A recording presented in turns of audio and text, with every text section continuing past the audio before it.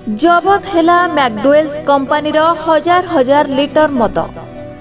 किंतु आपण जानी आश्चर्य हेबे जे असली नुहे संपूर्ण नकली अबिकल असली परी दिसुथिबा एवं कंपनी सील होइथिबा नकली मद तयारी हुई मार्केट को जिबा पई प्रस्तुत हेउथिला किंतु माड़ी बसिथिला पारादीप अबकारी थाना। तेबे आपण जानिले आश्चर्य हेबे जे एहा कोनोसी कंपनी रो फैक्ट्री रे नुहे एहा प्रस्तुत हेउथिला कुजंग ब्लॉक अंतर्गत गंडिकीपुर ग्राम रे। खाली बोतल संग्रह करी सेथिरे नुआ लेबुल स्टिकर नुआ ठिपी और नुआ सील सबकिछि प्रस्तुत करा जाई मद प्रस्तुत हेउथिला। तेबे उद्वेगर विषय जे एही मद प्रस्तुत हेउथबा बेले जदि एथिरे कोनोसी कारणरू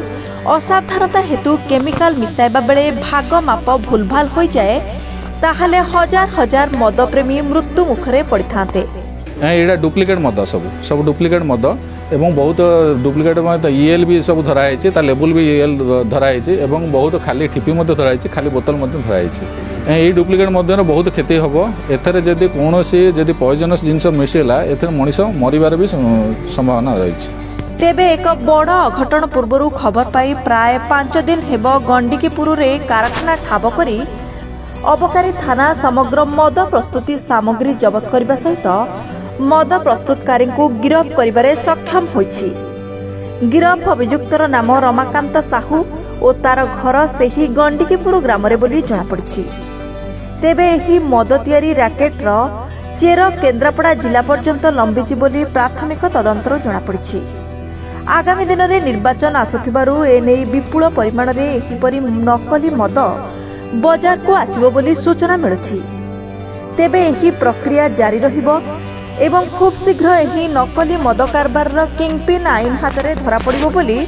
पारादीप अबकारी थाना अधिकारी प्रभास कुमार चौधरी कहचंती। मु प्रभास कुमार चौधरी अबकारी इन्स्पेक्टर पारादीप रेंज आमर कमिशनर श्री नरसिंह भोल एवं आमर सुपरटेंडेंट श्री दिलीप कुमार पलै तांको निर्देश क्रमे आमे पारादीप रे जो कुजंग थाना अंतर्गत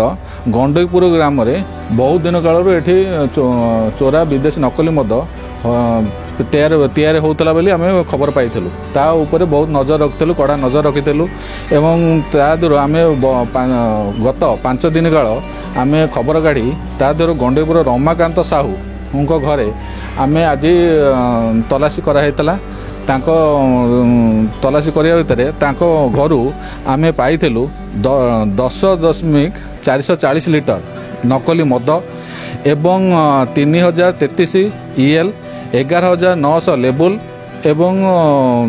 आमर 152 गोटे एमटी बोतल एवं अन्य खाली ठिपी बहुत गुड़े खाली ठिपी बरामद करिथिलु एवं एई याहार आमे पचरा उचरा कला तार स्टेटमेंट नबारू रमाकांत साहू कहला जे यार एक्चुअली एटा केन्द्रापड़ा जिलू एगुड़ा सब चालाण करा जाउची एवं केन्द्रापड़ा जिला को सी प्रस्तुत करिकी एठू दउची एवं से केन्द्रापड़ा जिलू सब आड़ को एगुड़ा सब सप्लाई करा जाउची एवं आमे चेष्टा चलैचु जे यार जी किंगपिन तांकू आमे धरियाकू जोरदार लागिचु एवं बहुत शीघ्र मध्य से किंगपिन को आमे धरिबु। तेबे एहा केउ कालरू चलिथिला एवं केते परिमाणर मद दैनिक उत्पादित होई मासिक केउ अंचल को जाउथला एवं ताको पुणी केउ दुकानी केउठी बिक्री करुथिले